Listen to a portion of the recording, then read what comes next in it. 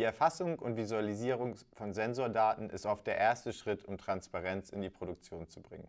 Ihr volles Potenzial schöpfen Daten aber erst dann aus, wenn sie in Korrelation gesetzt werden und für andere Anwendungen zur Verfügung stehen. Wie ein komplexes Anwendungsszenario im Detail aussehen kann und wie einfach es ist, mit der Sybus Connectware dieses umzusetzen, das zeige ich in diesem Video. Bei einem unserer Kunden haben wir ein komplexes Anwendungsszenario. In der Produktion werden Live-Sensordaten über zum Beispiel die Temperatur erfasst. Diese Temperaturdaten müssen aber in Relation gesetzt werden zu Toleranzdaten. Diese Toleranzdaten wiederum sind in einem SAP-System hinterlegt. Das SAP-System braucht aber zum Beispiel die Auftragsdaten, um diese Toleranzdaten zur Verfügung zu stellen. Das heißt, wir haben hier ein komplexes System, das aus mehreren Komponenten besteht, die miteinander sprechen müssen und die Daten zusammen aggregieren müssen, damit im Nachhinein Aussagen getroffen werden können darüber, ob die Produktion innerhalb von bestimmten Toleranzvorgaben stattgefunden hat und ob die Qualität während der Produktion gleichmäßig gehalten werden konnte. Auf der einen Seite haben wir also das MES-System, das die Auftragsdaten zur Verfügung stellt und uns jederzeit sagen kann, welches Produkt wird gerade aktuell an der Linie gefertigt. Hier befinden wir uns im Webinterface der Sybus Connectware.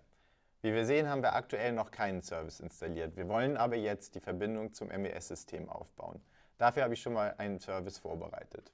Das heißt, wir gehen hier auf Add Service, wählen unser jeweiliges Service Commissioning File aus, in diesem Fall für das MES-System, und installieren dieses. Wenn wir uns die Details dieses MES Service Commissioning Files ansehen und den Service aktivieren, dann sehen wir, dass die Verbindung aufgebaut wird und es genau einen Endpunkt gibt, der kontinuierlich die aktuellen Auftragsdaten aus dem MES-System ausliest.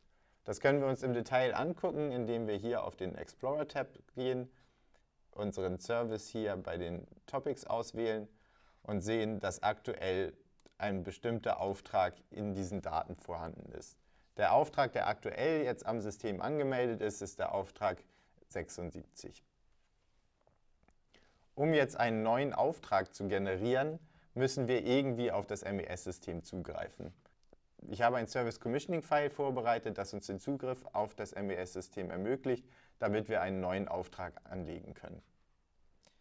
Wir gehen wieder in die Sybus Connectware und wählen unser Service Commissioning File für genau diesen Zugriff aus. Auch diesen Service aktivieren wir und über die Interface-Schaltfläche können wir jetzt auf das MES-System zugreifen. Hier im MES-System können wir jetzt neue Aufträge anlegen und sehen auch im Live-System in der Connectware hier unter unserem Explorer-Tab den aktuellen Auftrag, den wir dann neu angelegt haben.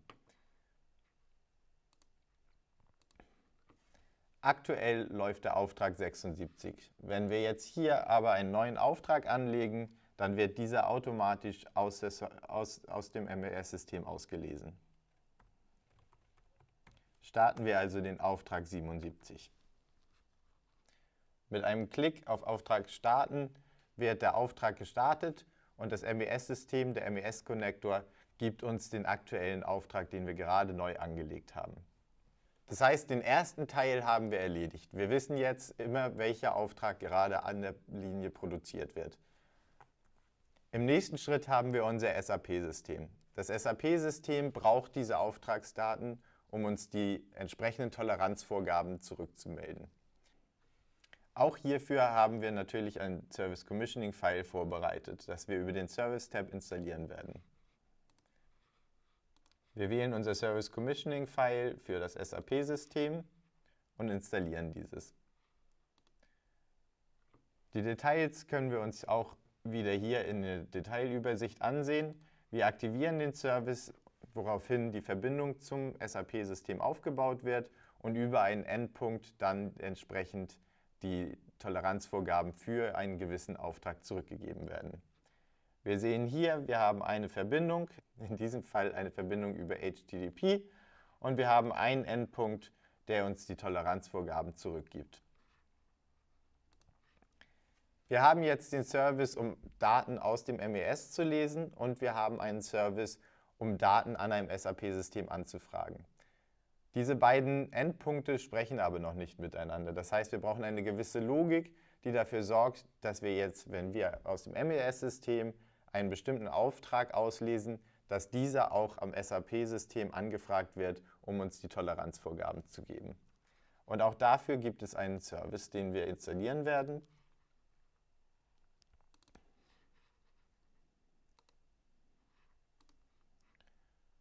Ist dieser Service aktiviert, sorgt dieser Service dafür, dass die Daten vom MES-System an das SAP-System weitergereicht werden. Das können wir uns im Detail anschauen, indem wir wieder in den Explorer-Tab wechseln und hier unter Services uns eben nicht nur die MES-Daten ansehen, die hier immer noch auf Auftrag 77 stehen, sondern wir schauen uns zusätzlich die Daten an, die einmal ans SAP-System gesendet werden und die vom SAP-System zurückkommen. Das heißt, wenn wir jetzt einen neuen Auftrag starten, in diesem Fall den Auftrag 78,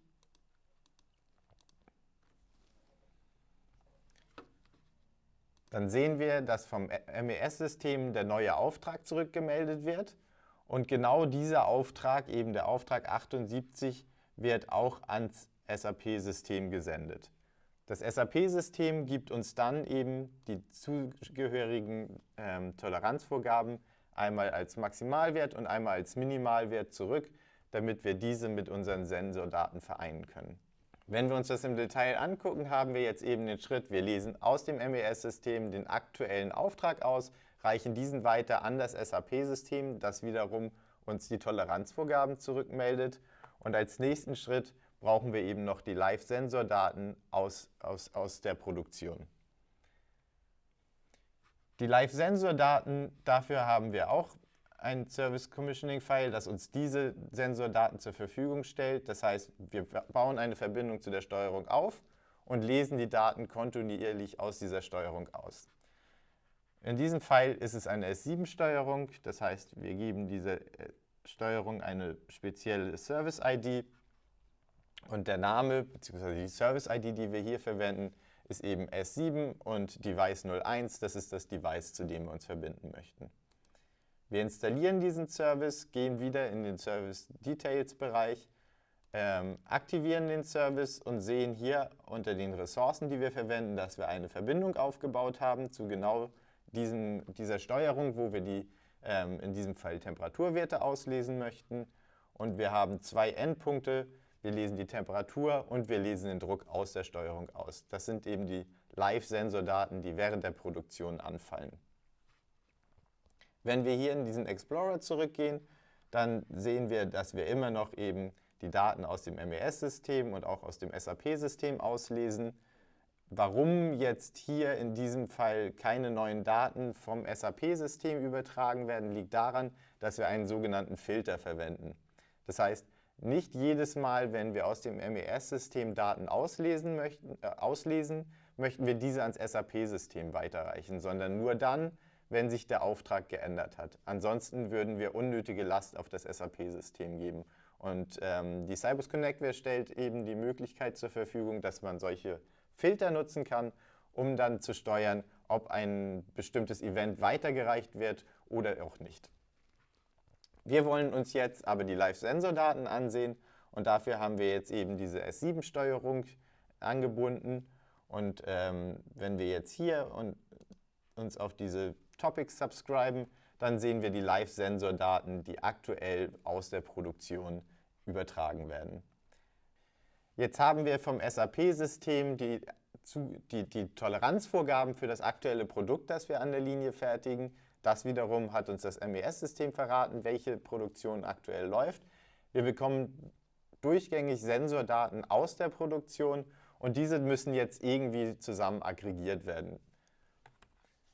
Und genau das passiert in der Connectware über ein sogenanntes Mapping mit verschiedenen Transformation Rules.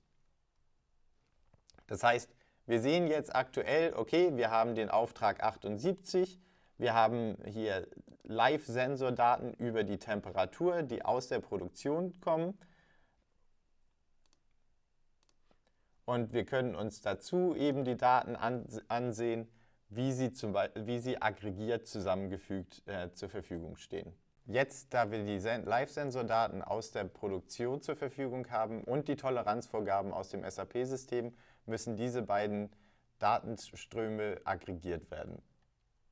Das hier ist der Teil des Service Commissioning Files, der dafür sorgt, dass die beiden Datenströme zusammen aggregiert werden.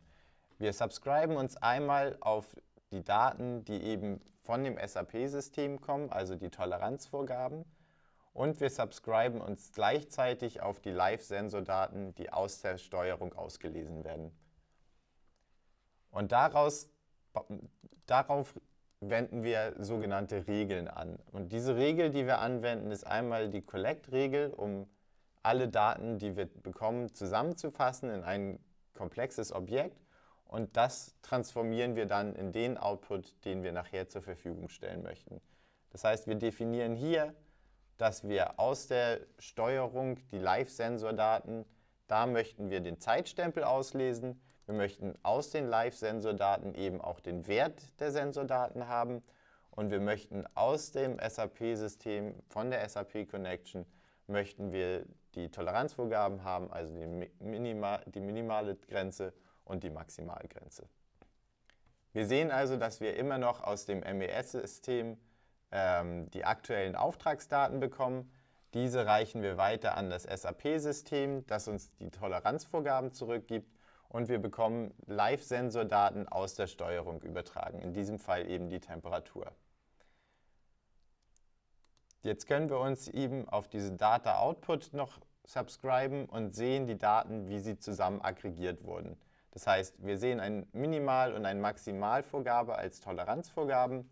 Wir sehen die Live-Sensor-Daten als Value und wir sehen den aktuellen Zeitstempel. Und wenn wir jetzt nochmal einen Auftrag anlegen, in diesem Fall dann Auftrag 80, dann ändern sich eben auch die Toleranzvorgaben, die für diesen Auftrag dann spezifisch sind. Aufbauend auf den erzeugten Datenströmen können nun weitere Use Cases umgesetzt werden. Das kann zum Beispiel eine Prozessüberwachung sein, das kann eine historische Qualitätssicherung mit Nachvollziehbarkeit sein, das kann eine Prozesssteuerung sein oder eventuell auch die Anwendung von KI zur Prozessoptimierung.